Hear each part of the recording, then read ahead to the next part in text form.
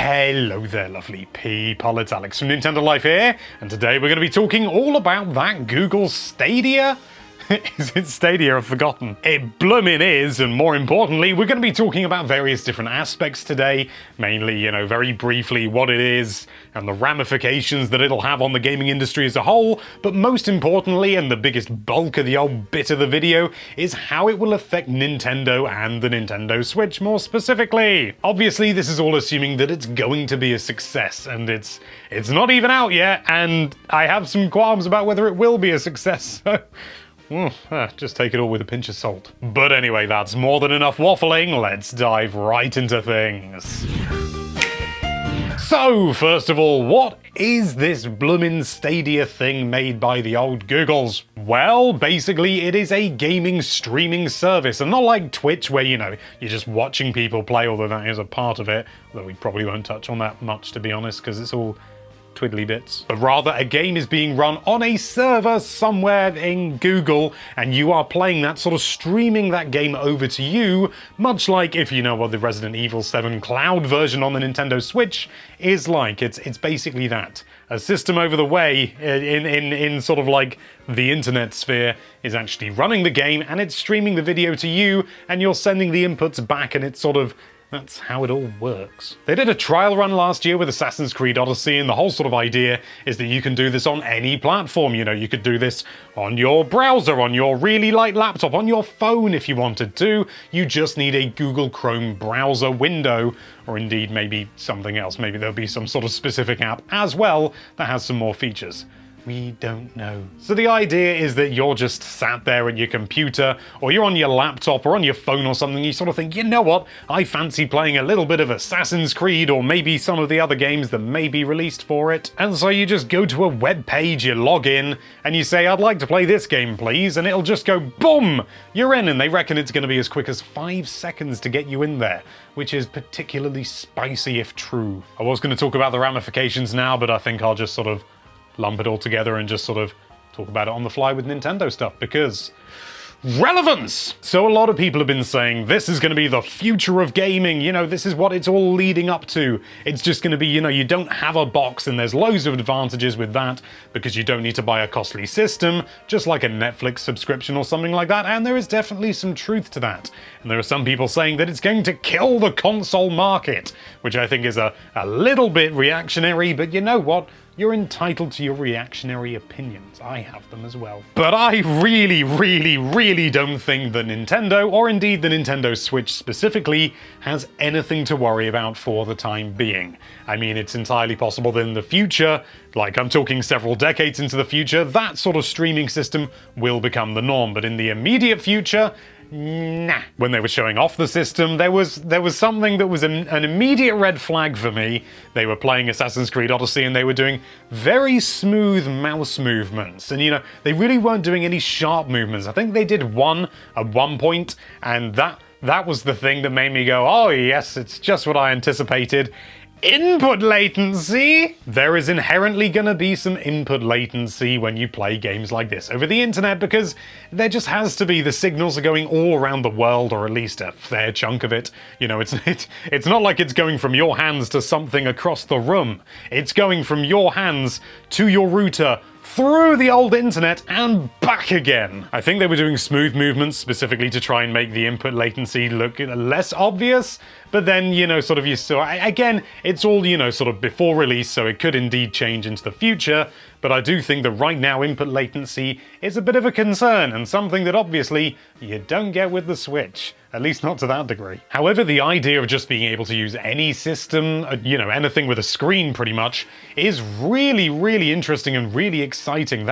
And Google is probably one of the only companies that has the infrastructure to properly deliver that, which would be really interesting to see and really exciting, to be honest. I would love to be able to play fully blown games on my phone or a tablet or something when I'm off and away, and I don't want to take my Switch with me, or I don't want to take PC or anything. Not that I really have one. I mean, I technically do, but I don't use it for games. But then you've got the issue of the fact that inherently you're gonna have to always be online, like always, because it's not even like you're downloading the game temporarily and then, sort of doing some processing there and then shifting it out or anything like that.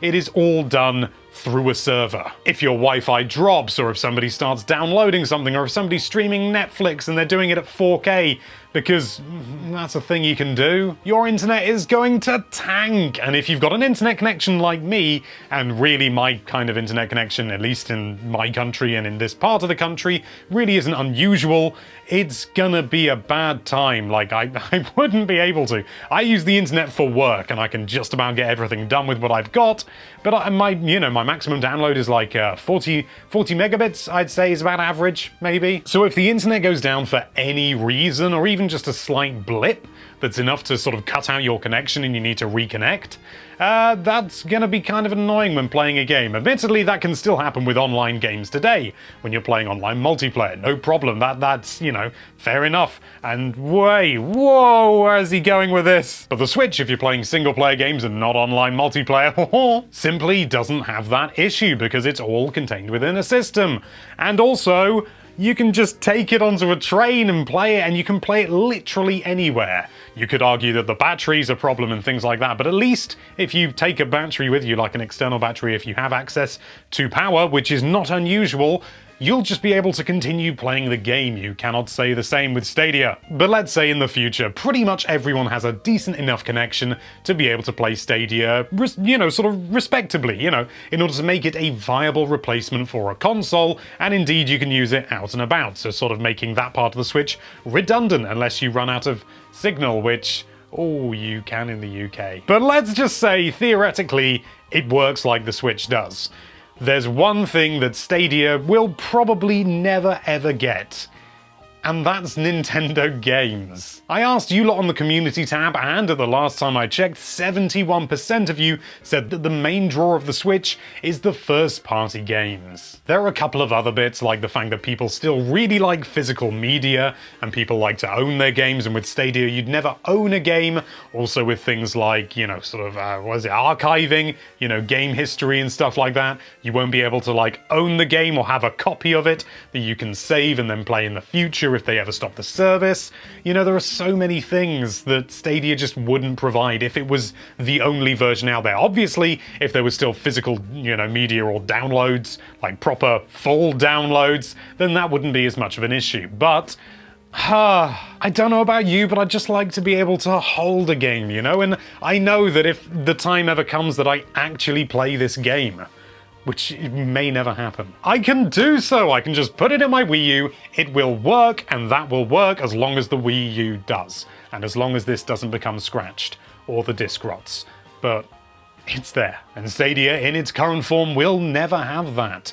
I also believe the reaction that so many people had to the Xbox One being unveiled and they were saying, always online internet connection, everyone was like, no. Overall public opinion may well have changed since then, but if it hasn't, that's going to be another roadblock for it. Also, can you imagine trying to play Smash Bros with, input lag? So many different companies have tried this before, and none of them have properly worked. You've got a couple of people, sort of doing bits and bobs here, like Capcom, but really a full service, it's just never worked. Having said that, if anyone can make a success of it, it's going to be a company as big as Google. So we'll just have to wait and see what the future holds for Stadia, but I'd say for the time being, the Nintendo Switch really has no real fear of what Stadia might do to it. It's too different, too unique.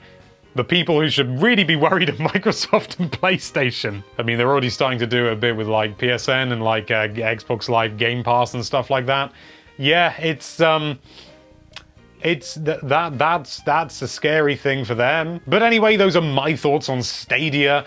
But I would like to know what you have to say as well, so make sure you leave a comment in the comment bit below.